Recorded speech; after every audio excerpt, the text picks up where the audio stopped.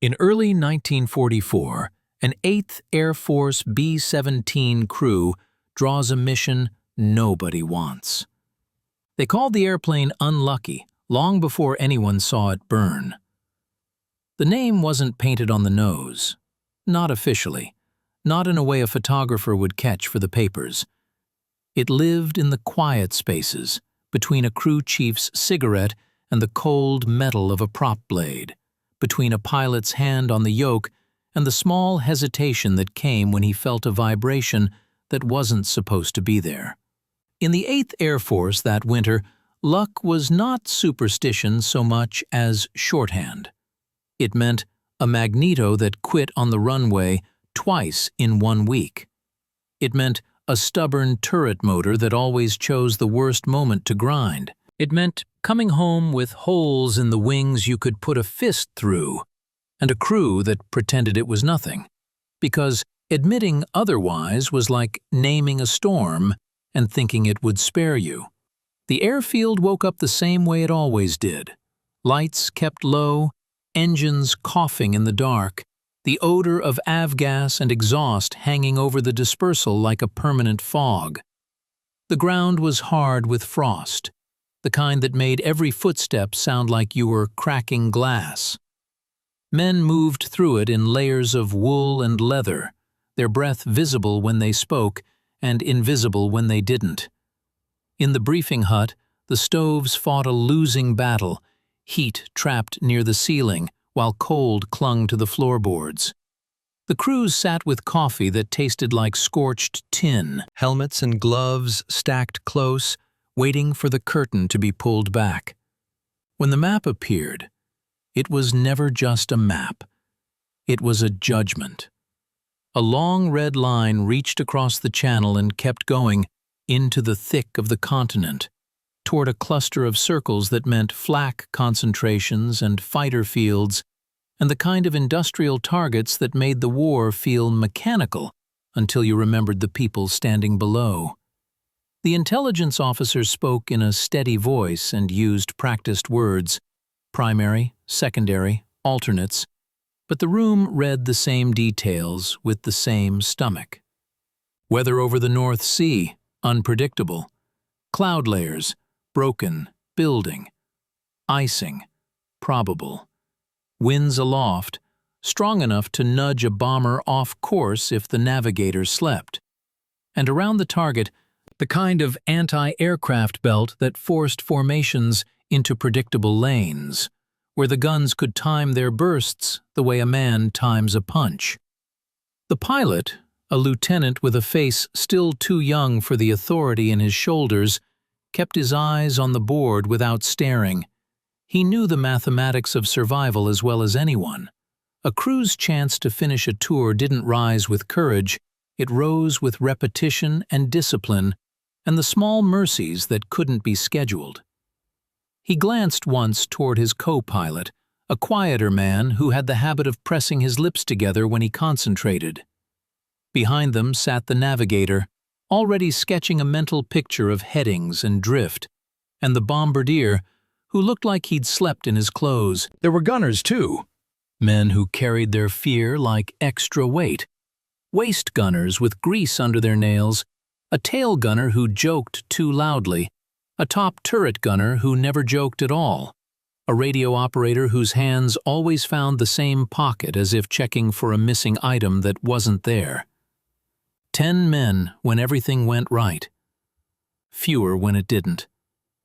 After briefing came the rituals, each crew's private agreement with chance. One man touched a small metal cross under his flight jacket, quick enough that no one could accuse him of praying. Another took a pencil and wrote a date inside his flak vest, then rubbed it out and wrote it again, as if changing the pressure of the graphite could change the outcome. The pilot walked the length of the aircraft in the pre-dawn gloom and laid his palm against the aluminum skin. It felt colder than it should have, as if the plane were not simply a machine, but a thing that remembered.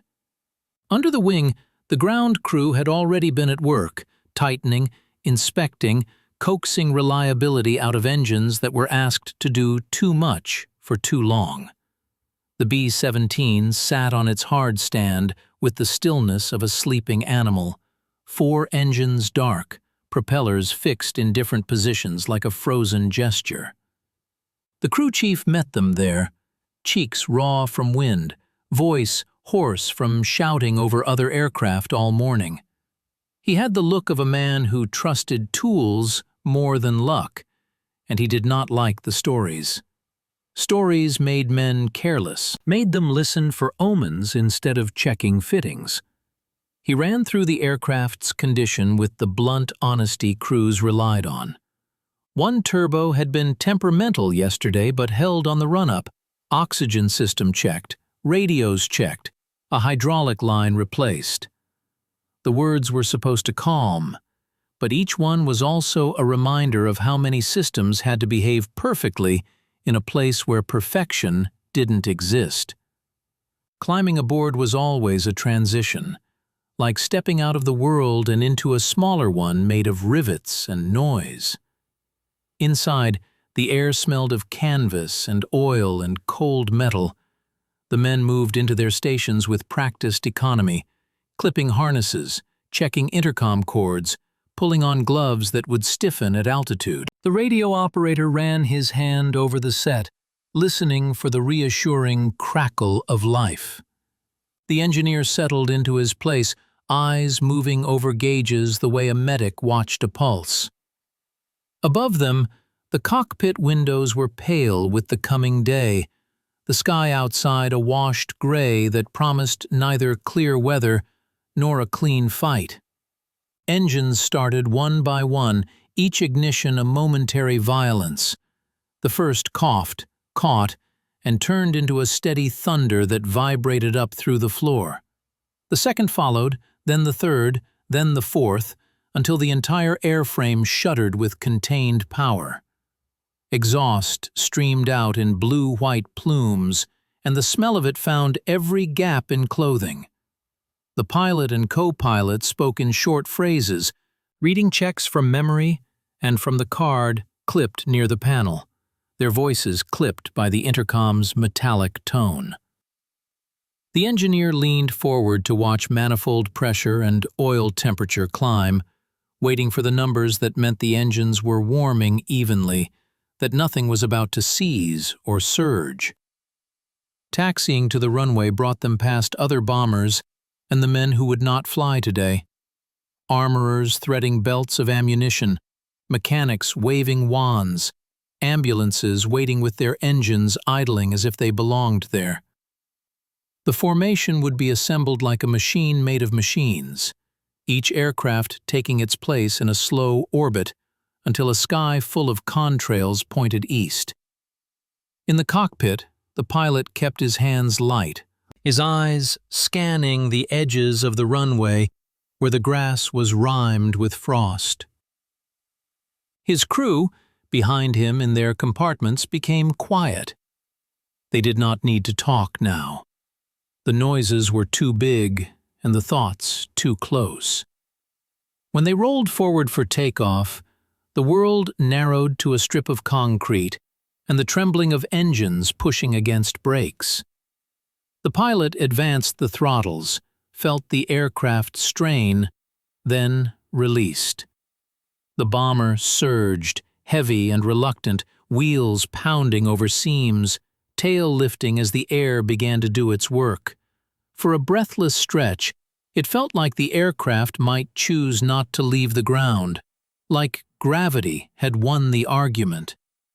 Then the wings bit into the gray, and the airfield fell away, tents and hangars shrinking into a pattern, men becoming dots, the war becoming distance. The sky ahead was rough with layers of cloud, and as they climbed into it, the last clear view of England vanished, replaced by whiteness and the steady, indifferent roar of 4 engines carrying them toward a day nobody wanted. Routine pressure. The formation settles into altitude and procedure, and the story widens from the crew to the system around them. The formation finds you the way weather does, by degrees, not all at once. After takeoff, the bomber climbs in wide, patient circles over the English countryside, engines held at a careful power setting while the airframe shakes off the heaviness of fuel and ammunition and the unspoken weight of what is ahead.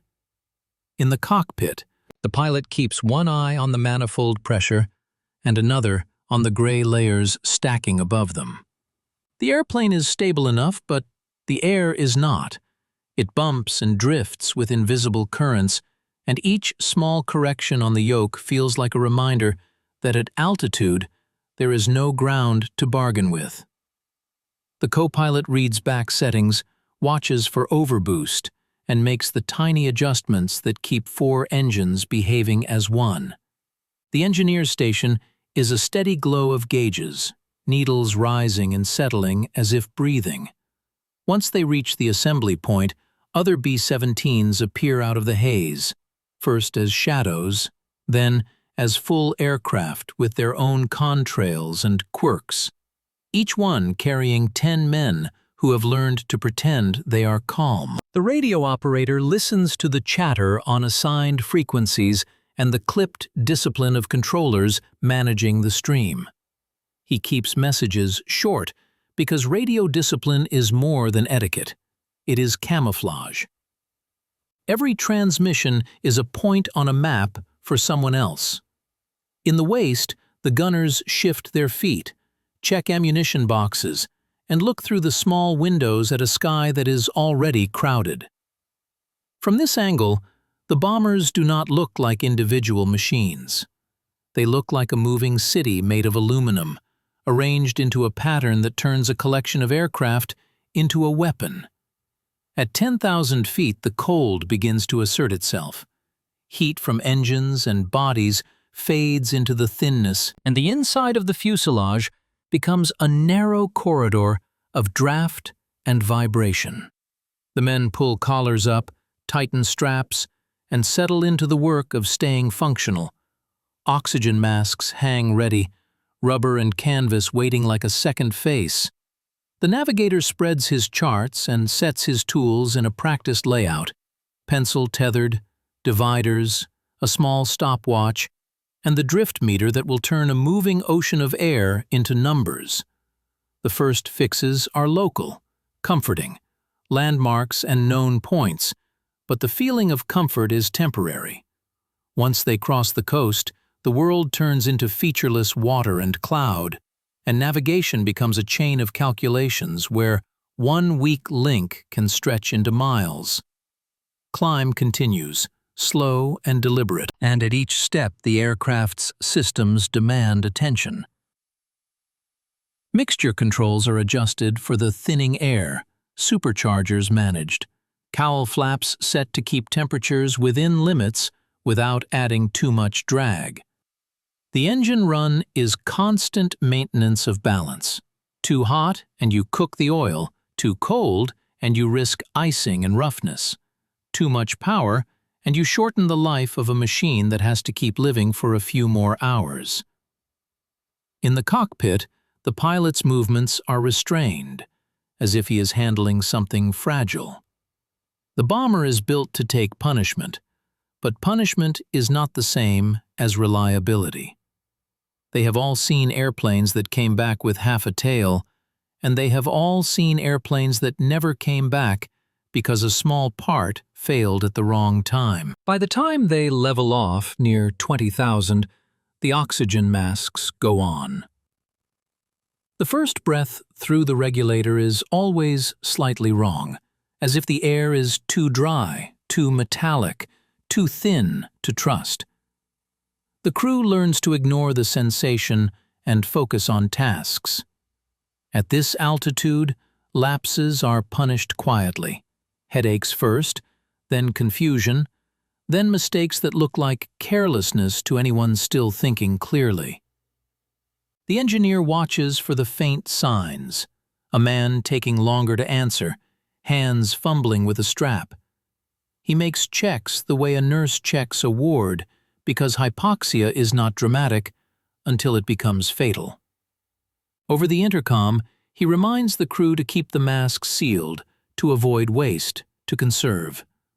Oxygen is a finite supply, and the line between enough and not enough can be a failed regulator or a small leak that goes unnoticed for hours. Out over the North Sea, the bomber's world becomes sound and instrument light. The sky is a dull sheet, and the sea below is rarely visible through cloud, but the navigator's work continues as if he can see every mile. He calculates ground speed from airspeed and wind, updates headings, and marks the time. Time matters in a way it never does on the ground. Each minute burns fuel. Each minute also moves the formation closer to fighter range and flak belts. The pilot keeps station by reference to the aircraft ahead, a careful alignment of wings and tail and relative motion. Flying in formation is not simply following, it is staying within a moving geometry, where every bomber must be predictable to keep from colliding in turbulence, cloud, or evasive movement. The margins are smaller than they look, and the penalty for drifting is immediate. A shouted correction, a sudden bank, the feeling of a heavy aircraft tilting in thin air. Fuel is always a silent presence. The bomber carries enough to reach the target and return, but not enough to waste. The engineer tracks consumption against time and distance, checks tank selectors, and keeps an eye on imbalance. Fuel sloshes and shifts, and if one wing grows heavier than the other, the pilot will feel it as a constant pressure that turns into fatigue. The co-pilot makes notes, because memory under cold and oxygen deprivation is unreliable. On a long mission, paperwork becomes a survival tool. When engines are running smoothly, the numbers are reassurance. When an engine needle trembles even slightly, the numbers become a warning that can't be argued with. The gunner's work is different. They cannot calculate their way out of danger. They check guns, clear ice, and keep their eyes moving. At altitude, metal contracts and lubricants stiffen. A gun that feeds perfectly on the ground can misbehave in the cold, and the men know the ritual of cycling the action, checking the link, working the charging handle with gloves that reduce sensation. In the ball turret, the gunner is sealed into a tight sphere with his knees almost to his chest. He watches the underside of the formation and the empty space below, an area that will matter later when fighters climb up from the sun. For now, the threat is mostly imagined, but imagination is not useless. It is rehearsal.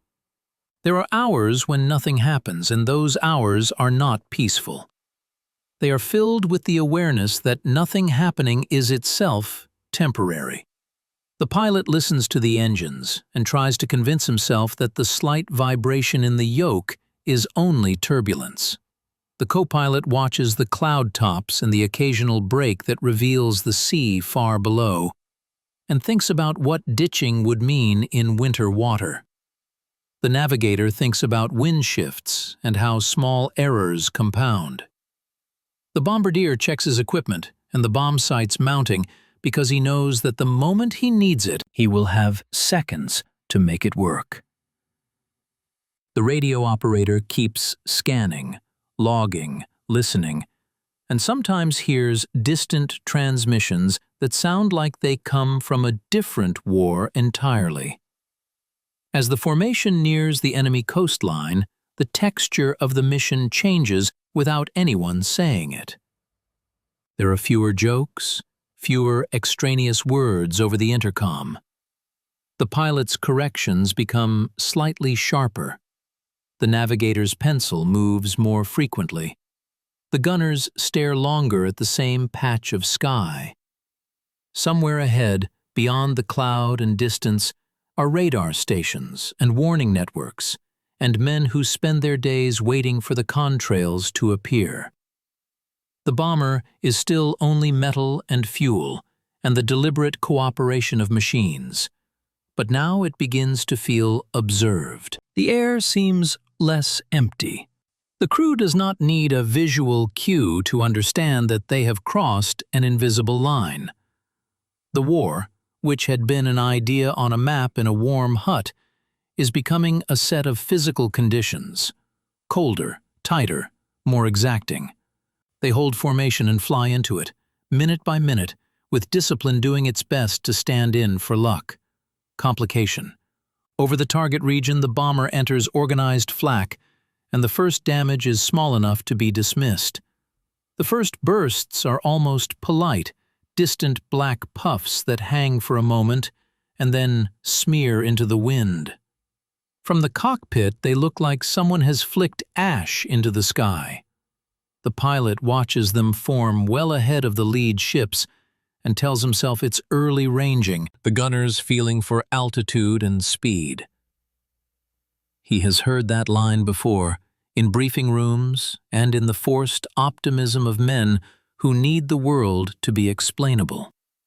The aircraft holds its place in the formation, and the formation holds its course. A mechanical insistence that says the mission will proceed because it must. The navigator's pencil pauses just long enough for him to note the first flak observed, then moves again, as if recording it can keep the event confined to paper. Soon the bursts step closer in a measured pattern. The puffs are no longer random. They are bracketed, walking toward the formation with the calm precision of a range table.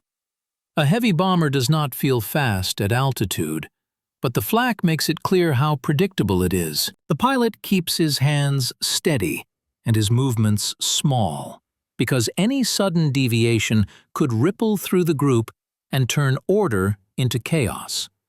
On the intercom, the engineer's voice stays level as he calls out engine temperatures and manifold pressures, the practical language of keeping the aircraft alive while an unseen enemy tries to take it apart.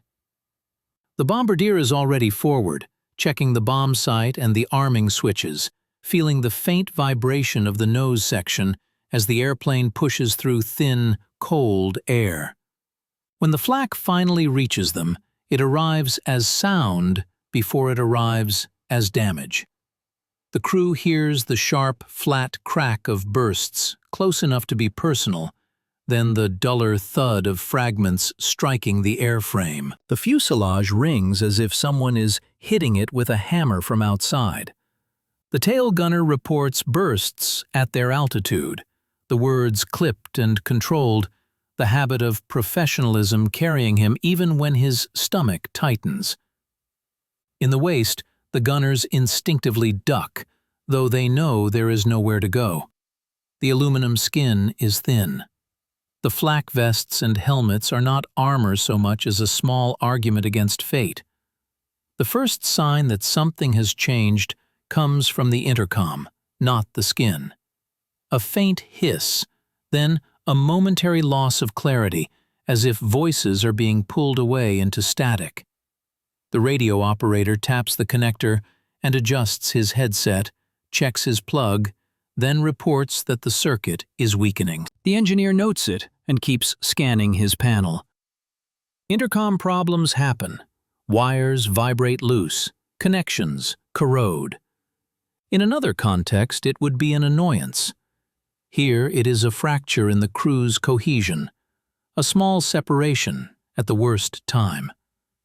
The pilot repeats key calls twice, ensuring they are heard, and the co-pilot watches his face, reading the strain he refuses to show.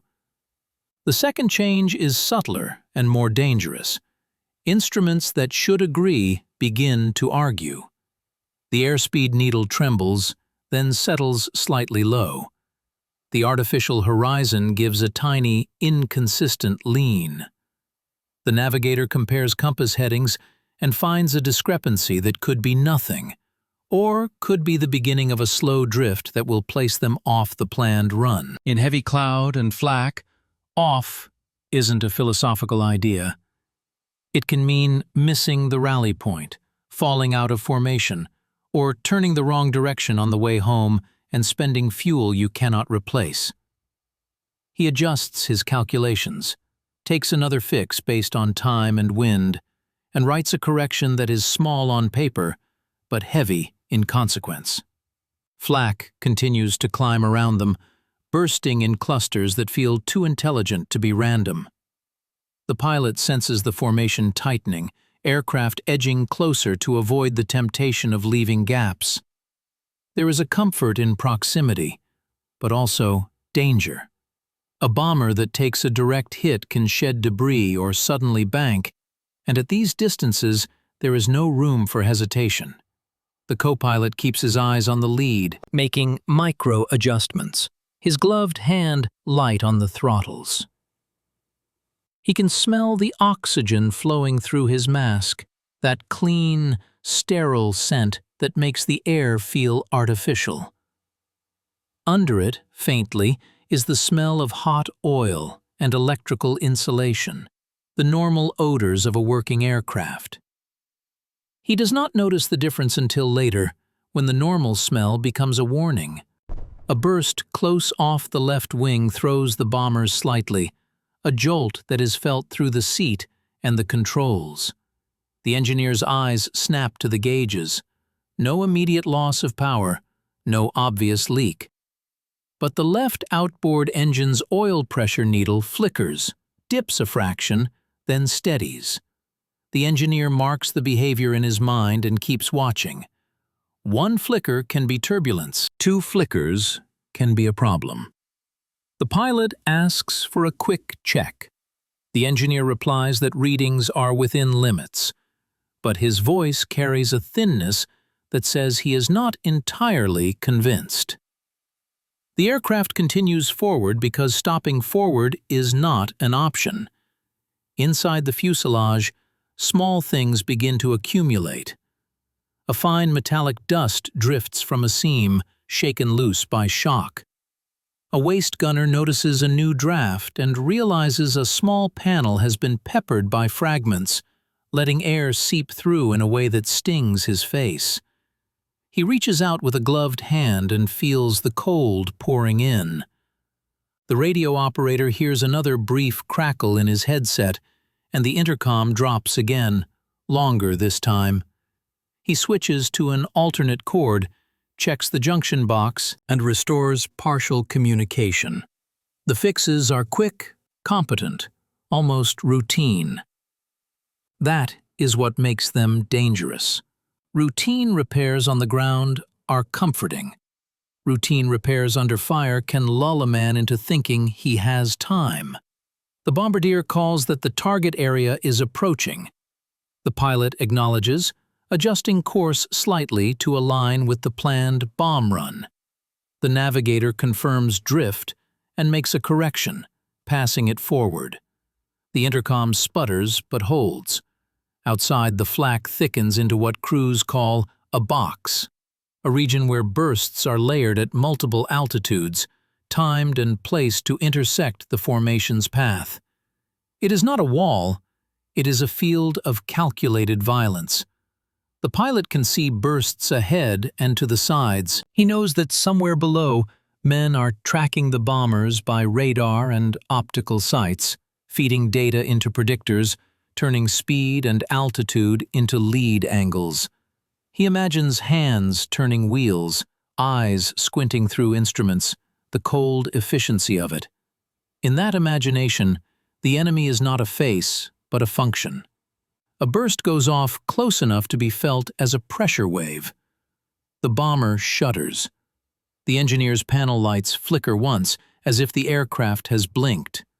The radio operator curses quietly into his mask when his set crackles and dies for a heartbeat. The navigator grips his chart table as the airplane jolts, pencils skittering across paper. For a moment, the intercom is a wash of static, voices layered and then cut. When it returns unevenly. Some stations can hear others, some cannot. The crew begins to compensate by anticipating, by repeating, by leaning into the discipline drilled into them. Confirm, repeat, acknowledge. It is a fragile substitute for full communication, but it is what they have. They have not taken catastrophic damage yet, not the kind that forces a decision in seconds.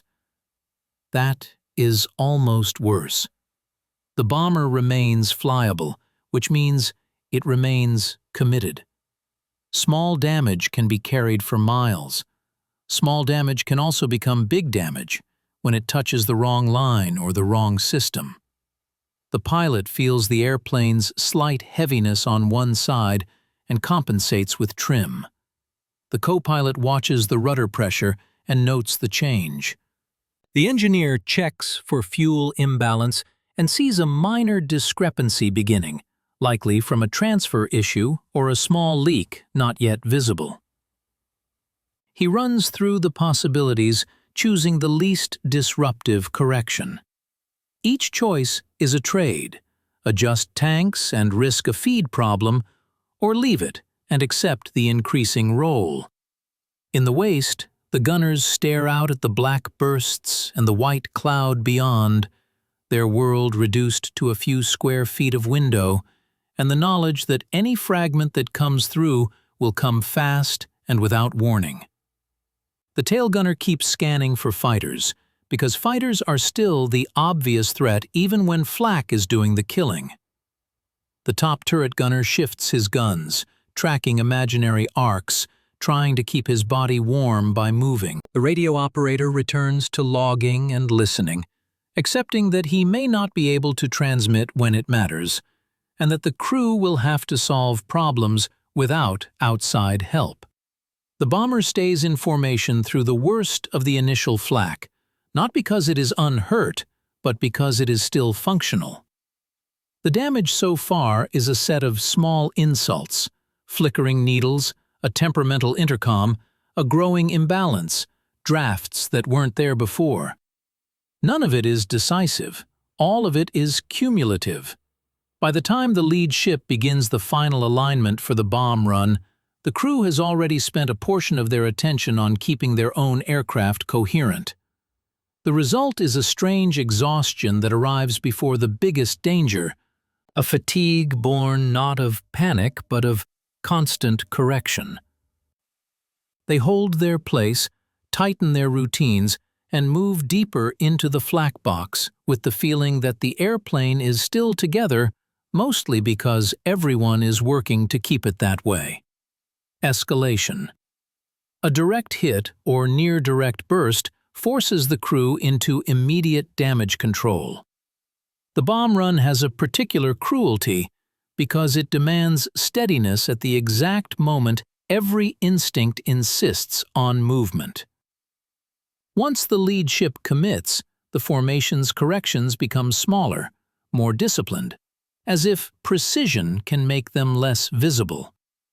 The pilot feels that discipline settle over his hands like a weight. He keeps station by reference points he has learned to trust: the angle of the ship ahead, the spacing of contrails, the subtle changes in relative position that tell him he is drifting. The co-pilot monitors power, watching the needles as if willing them to stay pinned. The bombardier, forward in the nose, is no longer a passenger to events. He is working a mechanism of glass and gyros and mathematics, aligning a bomb site in air that trembles with violence. The flak responds to that steadiness by becoming more exact. Bursts appear not scattered but placed, stepping through the sky with a terrible sense of intention. In the fuselage, the sound is constant now, sharp cracks close enough to rattle teeth, dull thumps against skin, the occasional metallic shriek when a fragment skims along a panel. The crew has learned not to flinch, because flinching wastes energy and changes nothing. But their bodies still react in small betrayals, shoulders tightening, breath held too long against oxygen masks, hands gripping handles harder than necessary. The tail gunner calls that he sees bursts at their altitude and slightly above, bracketed. His voice is calm, but the pilot hears the effort in it. Then the hit comes in a way that leaves no room for interpretation. There is a sudden concussive shock that feels different from the near bursts, heavier, more intimate, followed by a tearing vibration that runs through the airframe like a shudder. For a fraction of a second, the cockpit lights dim and the instrument panel seems to flicker, as if the airplane is deciding whether to stay alive. The pilot feels the yoke tug, not violently, but with a new imbalance that wasn't there a moment ago. The co-pilot's eyes snap from the lead ship to the engine gauges and back again. In the intercom, a shout starts and is swallowed by static. Smoke arrives not as a dramatic billow, but as a stain in the air, thin at first, carrying a bitter edge that cuts through oxygen's sterile taste. The engineer leans forward and scans his panel, looking for immediate catastrophe.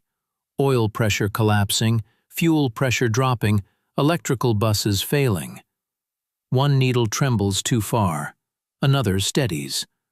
The left side shows a change that makes his stomach tighten, a rise in temperature where there should be stability, a fluctuation that suggests a line has been compromised.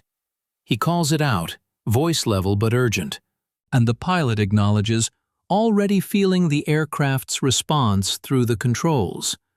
Behind them, in the waist, one of the gunners sees the source before anyone can explain it. Through the small window, the left wing root area shows a flicker, something bright and wrong, a flame that licks backward along airflow. It's not a steady burn yet, more like a flare being fed by leaking fluid. The gunner's first thought is fuel, because fuel makes the most terrifying sense. But in a B-17, there are other fluids that burn too, and the difference matters. He reports it into the intercom, his words clipped, and waits for an answer that takes too long, because the intercom is still unreliable, because the airplane has lost the luxury of clear communication right when it needs it most. The pilot makes the smallest correction he can while maintaining the bomb run. Breaking formation now would not just risk them, it could disrupt aircraft around them, and the target is seconds away. The co-pilot watches the lead ship begin the final steady approach, and he feels the paradox. If they can hold for one more minute, they will have done the job that justifies this risk. If they cannot, they will still have to survive the same flak with nothing to show for it.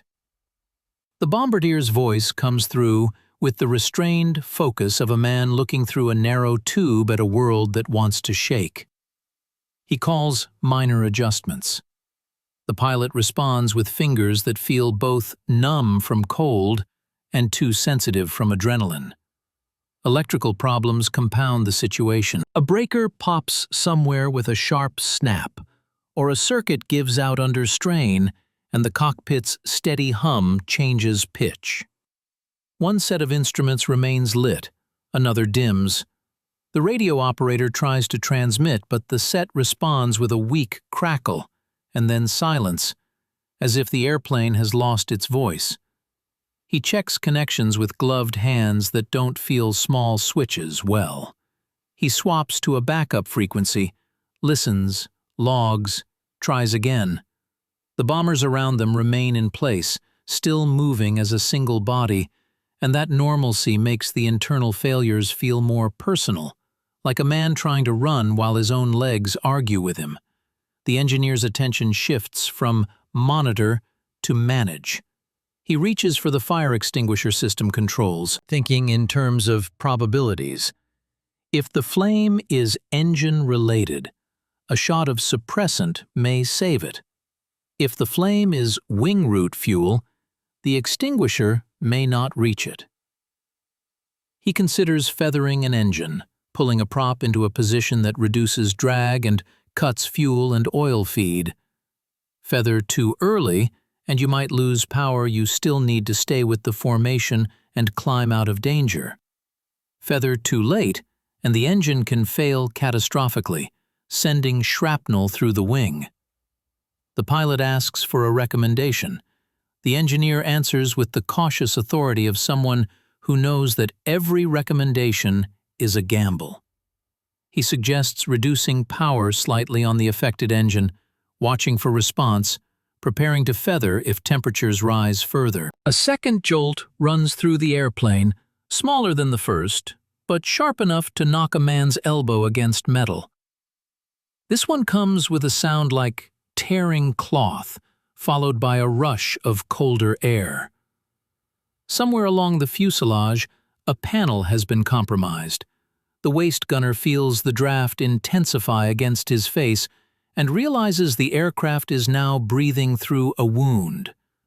The oxygen mask seal becomes more important because pressure at altitude is not forgiving. The gunner clamps it tighter and keeps his eyes on the wing, watching the flicker that has become more persistent. In the ball turret, the gunner sees smoke trailing along the underside, thin and gray, pulled into a ribbon by speed. He reports it, short and direct, and his words reach the cockpit with a delay and a distortion that makes them sound like they are coming from underwater. The bomb release is a physical moment the aircraft can feel. The bomber lightens, a subtle shift as thousands of pounds drop away. The pilot senses it immediately. Controls respond a fraction differently, the aircraft wanting to climb. For a heartbeat, that lightness is almost relief.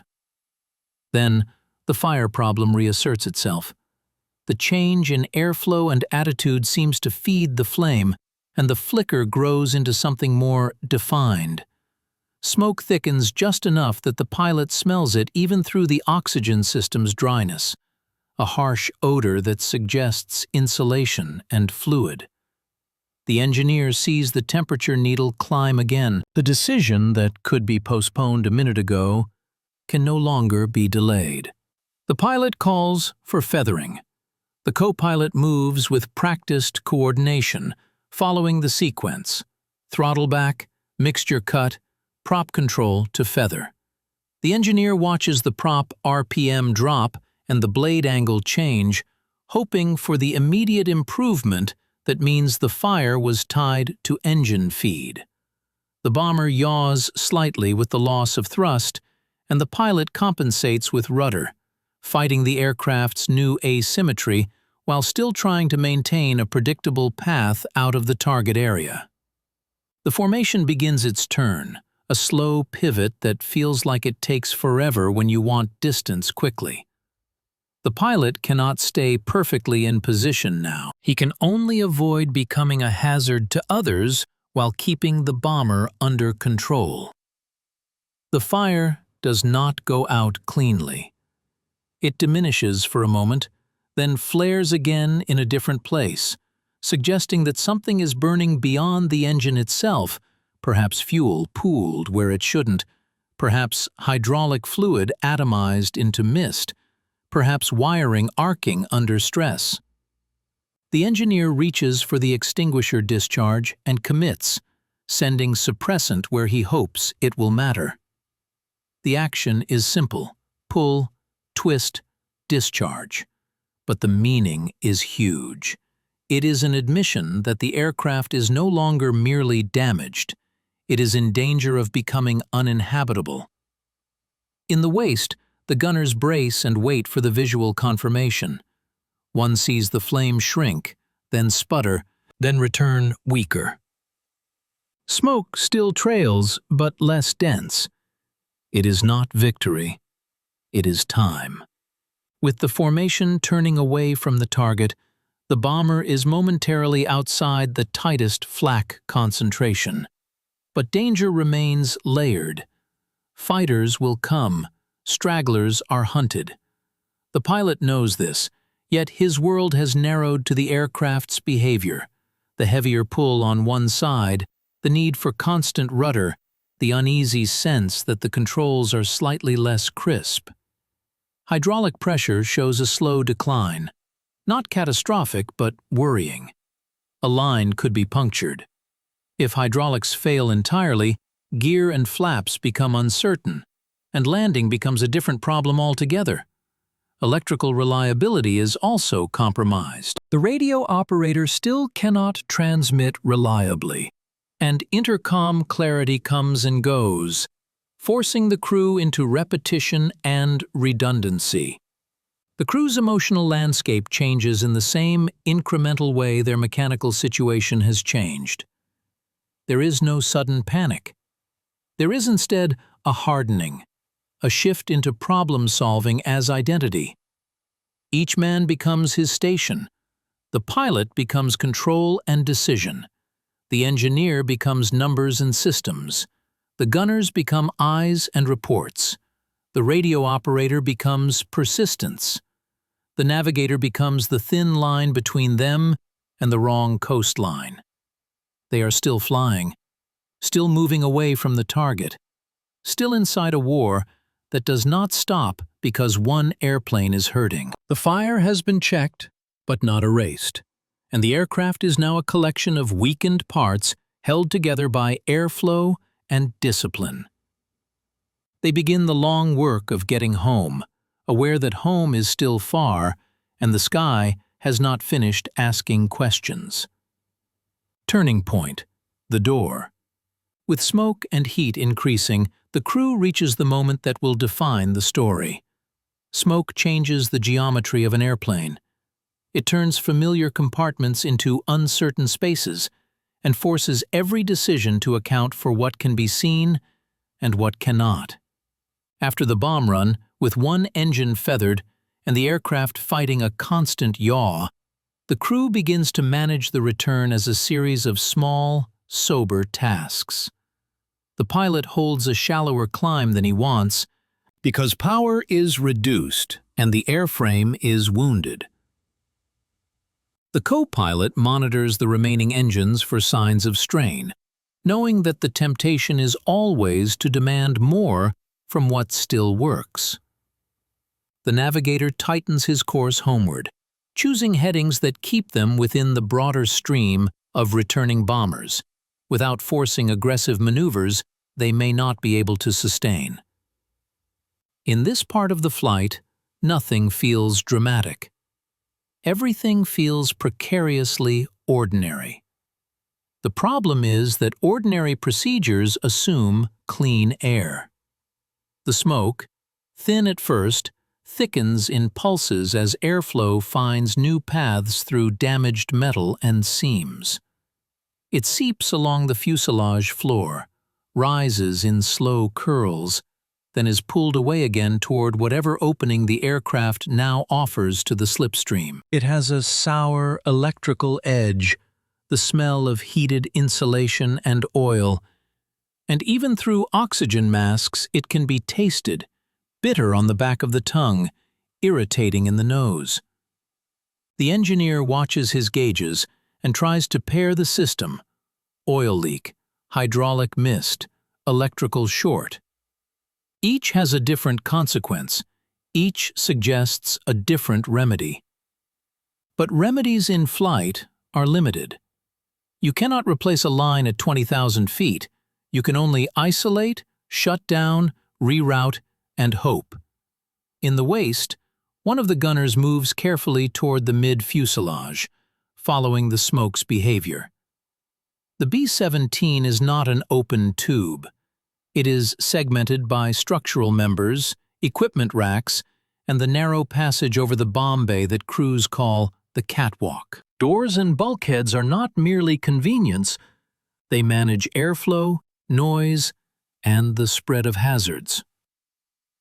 In calm conditions, a crew thinks of these doors as boundaries between jobs: cockpit forward, radio room mid, gunnery positions aft. Under fire, they become something else. They become valves. And a valve can either protect you or betray you. A particular door, one that normally is opened without thought, now matters because of pressure. At altitude, the aircraft is not pressurized like later machines, but the movement of air through openings still creates patterns. If a compartment is breached, slipstream can draw smoke and flame toward it like a chimney. If a door remains closed, it can slow that movement, buying time. If a door is opened at the wrong moment, it can feed oxygen to a fire or pull smoke into the one area where men must see instruments and fly. The crew understands this not as theory, but as hard memory from stories. Men who opened a hatch and watched fire race along the ceiling. Men who closed a door and survived long enough to land. The engineer, sensing that the situation is evolving, orders checks aft. Intercom clarity is inconsistent, so he repeats himself and waits for acknowledgments that come back thin and delayed. The radio operator responds first, his voice steadier than his hands. He reports that smoke is heavier near the radio room, drifting in from aft, and that his equipment is still unstable. The tail gunner reports no fighters in immediate pursuit, but his words are shorter now, as if he is saving breath. The waist gunner reports that the smoke seems to thicken when the aircraft yaws left and that a draft has developed from somewhere aft, pulling air forward. That draft is the clue that turns the crew's attention from fire somewhere to fire behavior. A fire in an airplane does not only burn, it moves. Airflow can make a small flame self-sustaining, can spread heat along wiring bundles, can carry burning fluid droplets to places that were intact a minute ago. The waist gunner reaches a position where he can see along the corridor toward the rear compartment, and in a moment between smoke pulses, he notices something that makes his throat tighten. The floor near a structural member shows a faint glow, not a steady flame, but a hot point where something is smoldering. It could be insulation, could be fabric, could be a wiring harness. It is not yet a wall of fire. It is the kind of fire that kills crews because it grows quietly until it is everywhere. He tries to move closer, but a gust of smoke forces him back, and in that gust he feels heat that does not belong at altitude. It is localized, like opening an oven for a second. His instinct is to find an extinguisher, and he does, one mounted along the fuselage, cold metal and a pin that resists his gloved fingers. He pulls the pin and aims, but the airflow complicates everything. Suppressant clouds drift and thin, pulled away before they can settle. He needs to get closer to put the suppressant directly on the source, but closer requires passing a narrow boundary, the interior door that separates compartments. The door itself is simple, metal frame, latch, hinge. Yet in this moment, it represents a choice. If he opens it, he might gain access to the smoldering point, but he could also change airflow in a way that feeds it, or he could pull smoke forward into the cockpit where visibility and breathing are already strained. If he keeps it closed, he may slow smoke movement, but he may also allow the fire to grow unchecked behind it. The crew's situation has compressed into a problem of access versus containment, and the only way to solve it is to decide what the door will be used for, barrier or pathway. The engineer and pilot discuss it in the clipped language of men who know there is no perfect answer. The pilot needs the cockpit clear enough to fly. He needs the crew able to communicate. He also needs the airplane not to burn from the inside out. The navigator offers a practical note. Turning or descending may change airflow patterns, potentially affecting the fire. The engineer weighs the evidence. Smoke is coming forward already, which means containment is failing somewhere. There is heat aft. There is an active smolder. If they do nothing, it will likely worsen.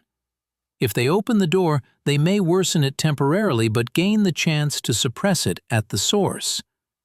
The decision becomes practical, not heroic. The pilot instructs a slight change in attitude to reduce the yaw that seems to be pulling smoke forward. The co-pilot adjusts power to keep the aircraft stable. The engineer coordinates, one man at the door with an extinguisher, another ready to close it immediately if smoke surges, and the radio operator prepared to move forward if his compartment becomes untenable.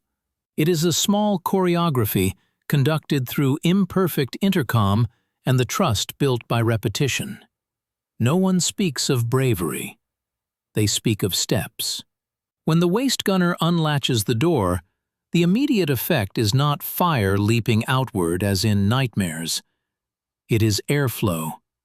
The air shifts with a sudden tug and smoke changes direction, pulled more decisively toward the opening. For a moment, the gunner's visibility drops as the corridor fills with gray. He holds his position and does not rush, because rushing in low visibility is how men fall into the bomb bay or entangle themselves in cords. He waits, half a breath, then leans in and sees the source more clearly, a bundle of wiring and insulation near a structural brace, charred and smoking, with a thin tongue of flame that appears and disappears as airflow changes. He discharges the extinguisher in a controlled burst, aiming low at the source rather than spraying wildly. The suppressant hits, and the flame retreats, smothered. Smoke still rises, but its character changes from sharp and acrid to more muted, as if the most active burning has been interrupted. He follows with a second short burst, careful not to empty the cylinder too quickly. Extinguishers are limited. They are the kind of resource that becomes precious only after you have used half of it. The door, now open, has done something else as well. It has revealed the route by which smoke has been moving forward, and it has made it possible to shift people if necessary. The radio operator, watching his compartment, realizes that the smoke there is thinning slightly, suggesting that the airflow has been redirected. He uses the moment to check a junction panel and finds warmth where it shouldn't be. He cannot fix it fully, but he can pull power from a circuit, reducing the risk of reignition. The engineer notes the change in electrical stability, some instruments steady, others still unreliable, and makes an adjustment that keeps essential systems prioritized. None of this ends the danger. Smolder can restart. Heat can travel. A punctured line can feed a hidden flame. But the door's opening has transformed the emergency from a vague, spreading threat into a localized problem with a temporary solution. It has also clarified the crew's options. If smoke becomes unmanageable aft, the open pathway allows a wounded man to be moved forward. If the fire reappears, they have identified the most likely source area. If the cockpit begins to fill, they know which boundary to close first to preserve control. With the immediate flare suppressed, the pilot begins a careful descent to a safer altitude, where oxygen demands lessen and the air is slightly denser, improving engine performance on 3 engines and reducing the punishing cold that makes men clumsy. The navigator recalculates for the new altitude and wind.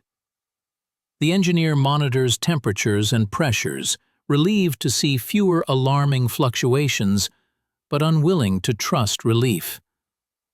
The gunners resume scanning, not because the sky is suddenly safe, but because their job remains the same. The airplane continues west, wounded, quieter in some ways, and more alive in others, as if every rivet is now part of the crew's awareness. The door is closed again once the check is complete, not as a dramatic gesture, but as a measured return to containment. The latch clicks, and with that click, the crew feels the shape of the aircraft reassert itself. Compartments separated, airflow moderated, tasks redefined.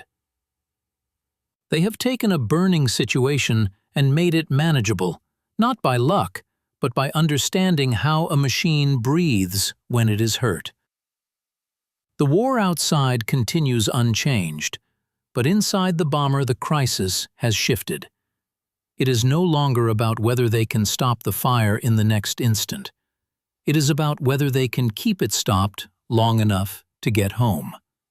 The bomber's return becomes a long, methodical struggle shaped by what was saved and what was lost. The return leg is not a single movement towards safety so much as a long negotiation with limits. After the fire is checked and the interior door is secured again, the aircraft settles into a new normal, defined by what is missing. One engine feathered, electrical reliability degraded, a faint smell of burned insulation that never fully leaves, and the constant need to keep the bomber trimmed against an uneven pull. The pilot keeps the airplane steady with a firm, patient pressure on rudder and yoke, letting the machine find the most stable attitude it can hold without demanding more than the remaining engines can provide. The co-pilot watches the engine instruments in a slow scan, looking for the subtle signs that strain is building. Cylinder head temperatures creeping up, oil pressure softening, a vibration that wasn't there 10 minutes ago. The engineer's role has become less about correcting sudden faults and more about preventing a slow collapse. He adjusts mixtures, watches the balance between power and heat, and keeps a mental ledger of what they can still afford to lose. Dropping to a lower altitude reduces some problems and introduces others. Oxygen becomes less critical, which eases the crew's breathing and clears the slight fog that can build behind a mask after hours of dry air. The cold is less punishing, and hands regain a fraction of dexterity. But the lower they go, the more they risk meeting fighters returning late, or stray batteries still looking for stragglers. The navigator weighs this against the aircraft's condition and chooses the line of least exposure. He keeps them near the main stream of returning bombers without forcing tight formation work they may not sustain. There is a difference between being alone and being merely separated. Separated still offers some protection, a shared direction, the chance that someone will see you go down and mark a position. Alone offers only the sea and the quiet. Inside the bomber, the crew's exhaustion becomes physical. At this stage, adrenaline doesn't vanish. It thins. It becomes a steady ache in the jaw from clenching, a soreness in the shoulders from holding tension against turbulence, a dull headache where the mask straps press. The waist gunners rotate small movements to keep circulation, stamping feet and flexing fingers. The radio operator continues to log, even though transmitting remains unreliable, because logging provides structure. It is a way to keep the mind from drifting into the unhelpful question of what would happen if the fire returns. The tail gunner stays alert, scanning the rear hemisphere, but his eyes are now fighting fatigue and the constant grit of cold air. He reports occasionally, not to create drama, but to prove he is still present, still doing his part to keep the crew in one piece. The smell is the crew's quiet barometer.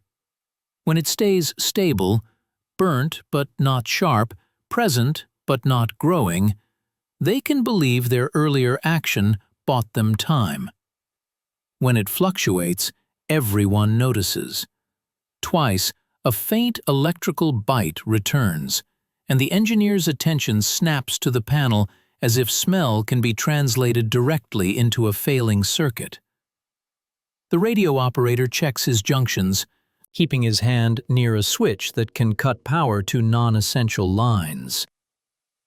They reduce what they can, preserving the basics: flight instruments, intercom where possible, navigation aids. In a bomber, basic is still complex, but now the hierarchy matters. A working compass matters more than a working heater. A stable engine feed matters more than a clear radio transmission that nobody will answer.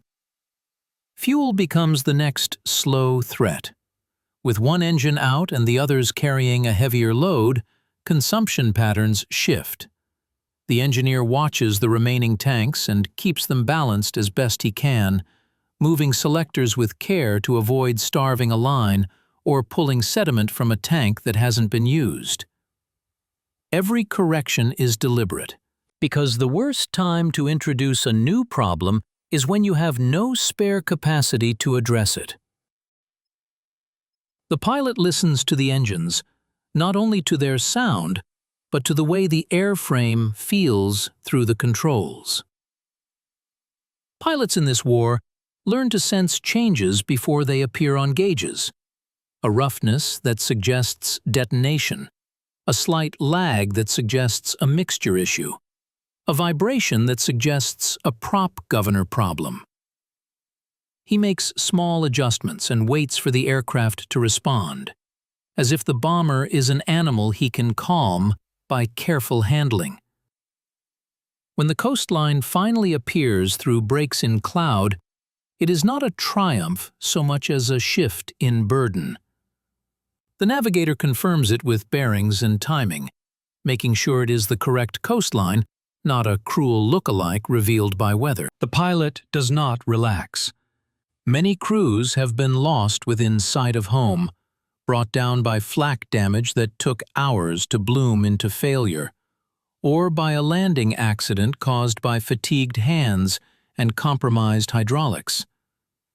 As they cross back over friendly water, the radio operator tries transmitting again, and this time the set produces a clearer carrier. He sends a brief message indicating their status: damaged aircraft, one engine out, possible electrical issues, returning. Whether anyone receives it is uncertain, but the act itself matters. It turns isolation into contact. Approach planning begins earlier than normal because the aircraft cannot be trusted to behave perfectly. The engineer tests hydraulic response cautiously, looking for the pressure behavior that will determine whether the landing gear will extend normally or require manual effort. In a B-17, the emergency gear extension is possible, but it takes time and strength and attention at a moment when attention is already stretched. The pilot asks for the numbers, and the engineer gives them in the calm tone of a man reading weather. Pressure is lower than ideal, but not collapsing. That is good news, but only in the narrowest sense. Good news in a damaged bomber means not worse yet. They enter the traffic pattern with other returning aircraft, some visibly wounded, some flying perfectly as if war has not touched them. The pilot maintains spacing, avoiding sudden maneuvers. The co-pilot manages speed and descent rate, because a heavy bomber with limited power cannot simply go around endlessly if something goes wrong. The bombardier, no longer needed for his bomb sight, assists where he can, watching for traffic, helping with checklist items. The navigator folds charts and secures loose items. In a rough landing, anything unsecured becomes a projectile. In the waist, gunners stow ammunition and lock their guns, their job shifting from fighting to preparation for impact. Gear extension is the moment that reveals whether the airplane still has the simplest mercy. The engineer actuates the system, watching pressure and listening for the change in airflow as doors open and struts move. The indicator lights respond, but not instantly. One shows down, then another, the sequence slower than usual. For a tense span of seconds, the last light hesitates. The pilot holds a steady attitude, resisting the urge to force the aircraft into a different posture that might complicate the mechanism. The engineer checks again, ready to call for emergency extension procedures. Then the final indication appears. The gear is down. It may not be perfectly aligned, it may not lock with ideal firmness, but it is down. Flaps are next, and they are used sparingly. Flaps increase lift and drag, helpful for landing, but they also increase structural loads on a damaged wing. The pilot chooses a conservative setting, accepting a higher approach speed to avoid stressing wounded components. The runway comes into view, long and pale against the winter ground. The pilot lines up with careful corrections. The co-pilot calls airspeed. The engineer watches engines, ready for a surge if needed. The crew braces not dramatically but practically, each man tightening straps, feet planted, hands finding something solid. Touchdown is hard but controlled. The bomber meets the runway with a heavy thump that runs through the fuselage, followed by a brief skitter as tires bite and the aircraft settles. The pilot holds the yoke back slightly to keep weight off the nose, then lets it come down as speed bleeds away. Brakes are applied cautiously. A burst tire now would turn success into disaster. The airplane rolls, shuddering, and then slows. When it finally turns off the runway, the engine's roar drops to a lower, more bearable note. And only then does the crew allow themselves to notice how much their hands are shaking. On the dispersal, ground crew runs toward them, not with celebration but with urgency, looking for smoke, for leaks, for signs that the fire might still be alive inside. When the hatch opens, cold air floods in and men climb down stiffly, legs unsteady from hours of vibration. They stand on the frozen ground and look back at the aircraft. In daylight, the damage is visible in a way it never is in flight. Jagged holes, scorched paint, a section where metal is darkened by heat. The crew chief's face hardens as he takes it in, already thinking in terms of repairs and parts, already measuring how close this machine came to becoming a wreck in a field. Later, in the debrief, the story becomes forms and boxes. Time over target, flak intensity, fighter sightings, ordnance dropped, damage assessment, a fire controlled, electrical issues, one engine feathered. The official language reduces lived minutes into manageable lines. It cannot record the taste of smoke in an oxygen mask or the moment a door's latch clicked with a meaning larger than its design. It cannot record how unlucky is often just a pattern noticed after enough near misses, a word crews use to make randomness feel like something they can name. In the quiet after, when the adrenaline has fully drained, the crew's superstition shifts. They do not praise luck. They recognize procedure, coordination, and a single ordinary door used in an extraordinary way. And in a war measured in industrial scale, that is how survival often looked. Not grand, not poetic, but practical, improvised, and just barely in time.